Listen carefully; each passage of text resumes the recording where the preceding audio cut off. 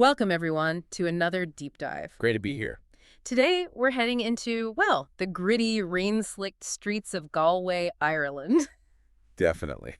But this isn't exactly a tourist guide. No, not at all. We're really plunging into this world where, old traditions clash hard with modern life. And where one single reckless moment can just unleash this devastating chain of revenge. Exactly. We're dissecting this powerful narrative, the story of Jack Taylor. Right, this cynical, very flawed ex-cop. He's navigating this, well, labyrinth of crime, his own personal demons. And a really specific kind of Irish justice, you could say. Yeah, absolutely. And what's so gripping is seeing how his struggles of addiction, grief, moral compromises, they all get tangled up with these shocking crucifixions and burnings. It's intense. It really is. And our source material, it's this collection of narrative excerpts, really raw, very visceral. It gives you a direct look into this world. It's gritty, but also, deeply human somehow. So our mission today, let's try and pull out the most potent insights here. We want to understand the psychological toll of vengeance, how evil can sort of take root in a family. And the heavy price, the really heavy price of seeking justice outside the law. Yeah. Expect some aha moments, hopefully, as we connect these seemingly separate events and dive into the surprising, often dark depths of the human condition. Sounds good. Let's get into it. So let's pull back the layers. Where do we start? Well, I think the landscape itself, Galway, plays such a crucial role. It's almost alive in the story. That's a great point. It's not just a backdrop. No. It mirrors the chaos. And right at the center of that is Jack Taylor. Our protagonist. Yeah, an ex-guard, former Irish police officer. He's carrying physical scars, like a limp from a beating, needs a new hearing aid. But the emotional wounds seem deeper. Oh, much deeper. He's locked in this constant battle with alcoholism, just always on the edge of relapse. Right. But underneath that sharp tongue, that cynicism. There's this complex, often hidden empathy. And he's desperate to escape, isn't he? Dreaming of America, a clean getaway. Yeah, escape the city, escape himself, maybe. And it's fascinating how Galway itself seems to mirror Jack's state. It's grappling with its own identity. Oh, so? Well, you see massive redevelopment, like Air Square running years behind schedule, kind of symbolic maybe? Stalled progress, yeah. And old landmarks being removed, Brown's doorway, the statue of Padraig O'Connor. It hints at this loss of history, of identity. While new things are emerging too, right? The little Africa, the pink triangle. Exactly. New demographics, new cultures blending in. But then you've got the ugly side, the graffiti, non-Irish, not welcome Irish Nazis. So it's this real tension, a city caught between past and future. Just like Jack, in a way. That makes sense. And speaking of the culture there, the sources mention these nigh-on forgivable Irish social crimes. Ah, yes, these are fascinating. They really offer a lens into the local values, don't they? Absolutely. Things like silence or reticence, not buying around at the pub. Having notions, I like that one, like getting above yourself. Exactly. And maybe the biggest one, neglecting family graves. These aren't just minor slip-ups, are they? No, they're deep violations of a kind of social code. It creates this pervasive pressure, not buying around. That's about communal responsibility, neglecting a grave that's disrespecting lineage, memory, huge things in the Irish psyche. And Jack, even with his cynicism, he's still operating in the shadow of all that. Right. It shapes the world around him, influences how people react. And there are other little cultural details too, like flirting. Ah, yeah, the nicotine romances during the smoking ban, flirting outside pubs. A specific time and place. And the Claddagh, famous for the rings, but also this fiercely independent fishing community. With their unique boats, the hookers. Right. But that community, that history, was demolished in the 30s for sanitary dwellings. It's another example of that theme of loss, of forced change. Progress, but at a cost. Resonates with Jack's own feelings, I think. Definitely. Okay, so against this backdrop, things explode. They really do. The deep dive throws us right into it with the discovery of 18-year-old John Willis. Crucified. On a hill. It's incredibly shocking. And then, just days later, his sister, Maria, burned alive in her car, identified only by her license and teeth. Just horrific. These aren't just crimes. They feel like statements. Extreme, almost theatrical vengeance. And that detail about Gail Mitchell. Muttering, "Way to go, girl," after Maria burns. Chilling. Calculated malice. So what sparked this? What's the catalyst? It all goes back to a hit and run Right. Nora Mitchell, Gail, and Sean's mother was killed. by Rory Willis, John and Maria's older brother, and he fled the scene. That's the spark. That's what ignites the Mitchell family's, well, twisted and brutal quest for retribution. Eye for an eye taken to a horrifying place. Exactly. So Nora's death is the trigger, and the Mitchell family's reaction is just devastating. Gail Mitchell really emerges as the key figure here, doesn't she? The Dark Angel. Undeniably the architect, the prime mover, her malevolence feels absolute, Fueled by grief and that failed suicide attempt after her mother died. which is where that diagnosis Gina DeSanto mentions later, the shared psychotic disorder, folie à deux, becomes so important. Explain that a bit more. Folie à deux. Well, it's basically a shared delusion, usually between two people who are very close, one person, the dominant one here. It's clearly Gail develops a delusion. And the other person adopts it. Exactly.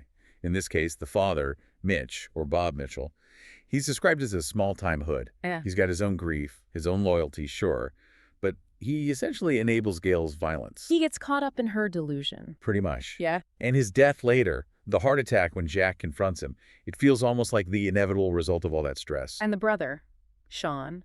He's portrayed as weaker, easily led. He goes along with it, participates in the vengeance. But he cracks eventually. Yeah, his betrayal of Gail at the end shows how fragile that shared madness really was and maybe the limits of his own conscience. It's a terrifying picture of a family just consumed by grief and twisted into violence. Absolutely chilling. Okay, let's pivot now. Back to Jack's own personal struggles, his own crucible. Right. Addiction, grief, the moral compromises. And Cody's death. That hangs so heavy over him. Huge impact. Cody, Jack's surrogate son, takes bullets meant for Jack. Dies later in a coma. And Cody's parents hitting him with, "You got our son killed, you bastard." That guilt must be immense. Crushing. And then the truth comes out later. Kathy Bellingham, Jeff's wife, shot Cody. As revenge, because she blames Jack for her daughter's death, Serena May.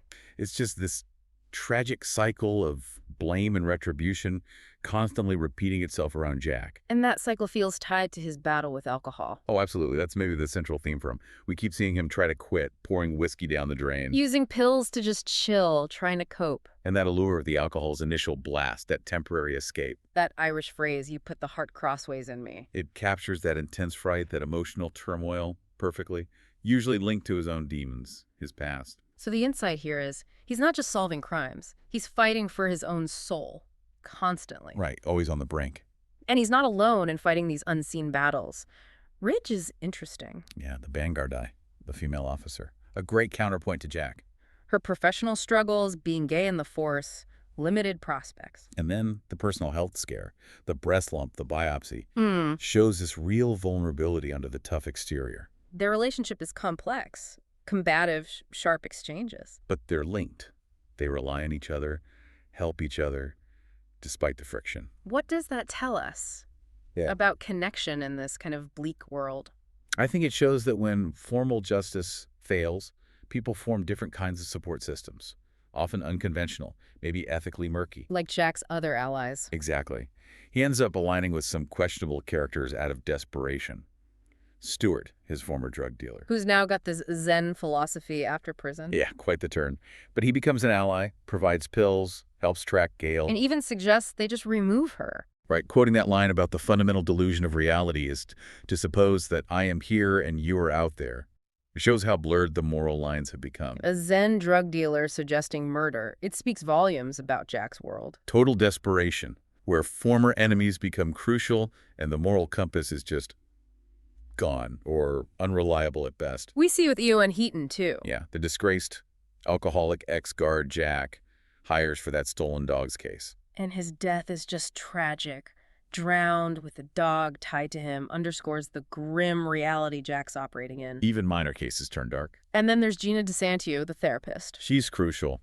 Yeah. She's lost people too, so she gets it. Offers practical help, but also those key psychological insights. Like introducing the folie à deux concept for the Mitchells. Exactly. These alliances aren't about good versus evil anymore. They're about survival in a broken system. Which brings us back to that seemingly small case, the dog napping. Right. Professor O'Brien hires Jack. 5 stolen dogs in Newcastle. Seems minor. Almost absurd, yeah. But it escalates fast. It really does. Eoin Heaton, remember, was working this case when he died. He'd uncovered some major scam at King's Warehouse just before. And his poor mother believes he took his own dog, Blackie, into the river with him.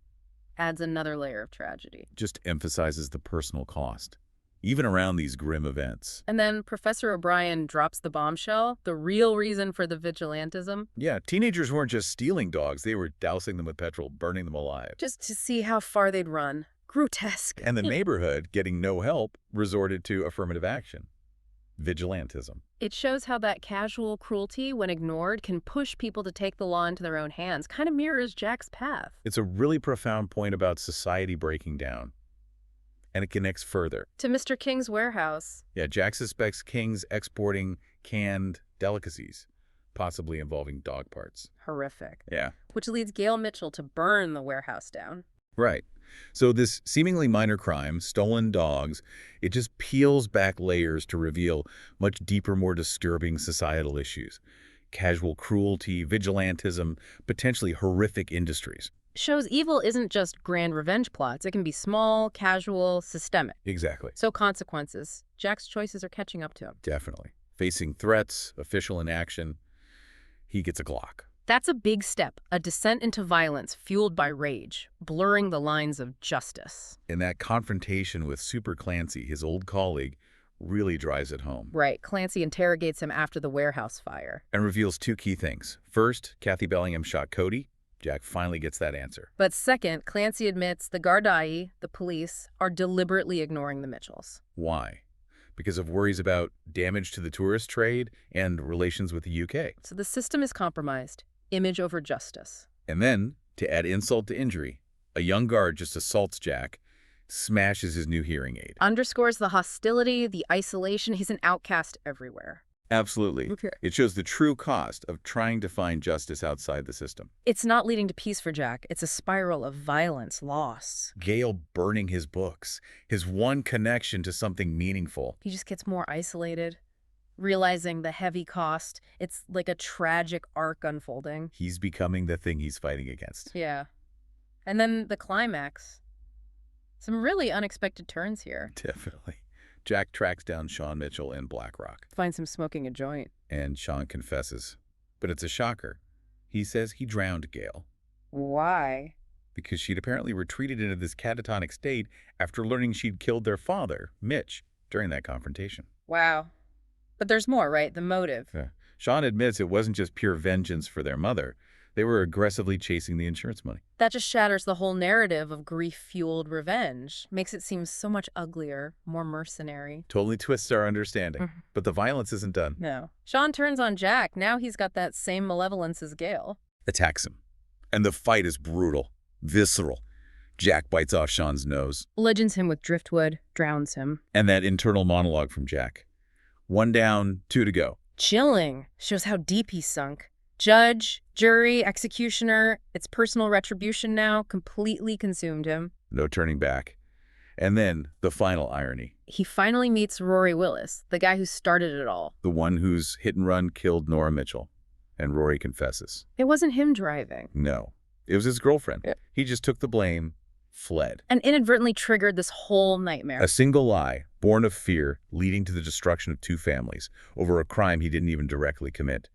Devastating. So the aftermath. Jack's victory feels pretty empty. Completely empty. His apartment, that piece of old Galway he cherished. Sold to a speculator, turning it into bedsits. Loss of history, loss of soul. Even Stuart, the Zen ally, gives that chilling hint.